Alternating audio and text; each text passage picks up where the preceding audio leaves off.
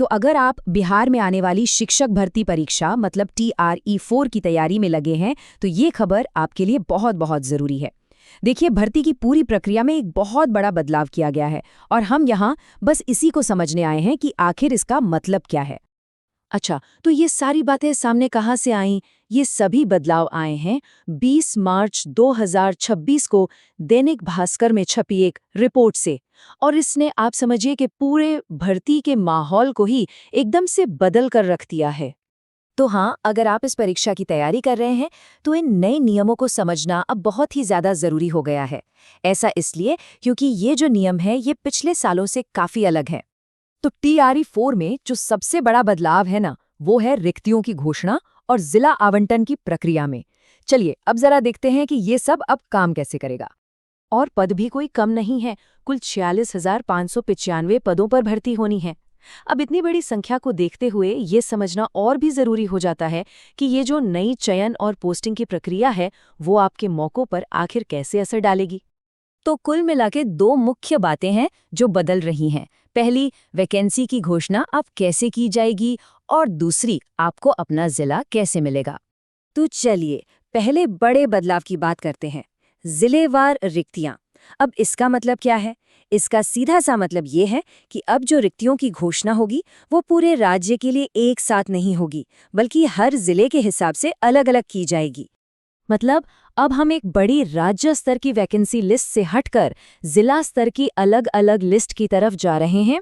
और ये एक बहुत बड़ा बदलाव है क्योंकि इसका असल आरक्षण पर भी पड़ेगा। आरक्षण भी अब हर जिले के अंदर लागू होगा, ना कि पूरे राज्य की सीटों पर एक साथ। अब आते हैं दूसरे बड़े बदलाव पर, जो है मेरिट आधारित आवंटन। और यकीन मानिए ये सच में पूरे खेल को बदलने वाला है। तो देखिए, ये काम ऐसे करेगा। आप परीक्षा देंगे, आपके नंबरों के आधार पर एक राज्यव्यापी मेरिट लिस्ट तैयार होगी और बस आपकी रैंक जितनी अच्छी होगी, आपको अपना पसंदीदा जिला मिलने की संभावना उतनी ही ज्यादा होगी, क्योंकि अब पूरी की पूरी प्रक्रिया मेरिट पर ही आधारित है। जैसा कि रिपोर्ट में भी बताया गया है, इस नई प्रणाली का सीधा सा लक्ष्य है कि जो उम्मीदवार सबसे ज्यादा मेहनत करके अच्छे नंबर लाते हैं, उन्हें उनके पसंदीदा जिले में पोस्टिंग देकर एक तरह से पुरस्कृत किया जाए। तो एक आवेदक के तौर पर आपके लिए इसका क्या मतलब हुआ? चलिए इसे और भी आसान भाषा में समझने की कोशिश करते हैं। देखिए, ये जानना भी बहुत ज़रूरी है कि सिर्फ नियम ही नहीं, आवेदन करने की जो प्रक्रिया है उसमें भी एक बहुत बड़ा बदलाव हुआ है। पहले क्या होता था, आप सिर्फ अपनी पसंद के 3 जिलों का विकल्प देते थे, लेकिन अब आपको बिहार के सभी 38 जिलों को अपनी प्राथमिकता के हिसाब से रैंक करना होगा। और ये एक बहुत ज़रूरी बात है, इसे ध्यान से समझिए। आरक्षण अब हर जिले के अंदर लागू होगा। इसका मतलब ये हुआ कि आरक्षित सीटों की जो संख्या है वो हर जिले में अलग अलग हो सकती है।